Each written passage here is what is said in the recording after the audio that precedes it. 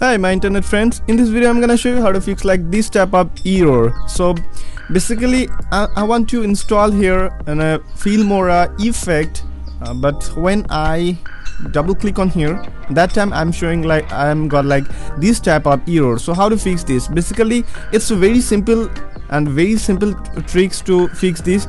So just double click on this and your Filmora effect, and here as you can see the more option, you simply click on this more option, and when you click on this more option, then you'll find out another option like run anyway. Just simply click on this run anyway, and then you will get the installation process and everything. Okay, so I hope guys you can do that thing. And if you want to install any, again I'm just showing you, I just want to install here like this effect again.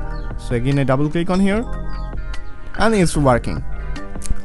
So I hope guys I think you understand that thing. So if you like this video, just click on this like button, and if you're new here in my channel, so please consider subscribe.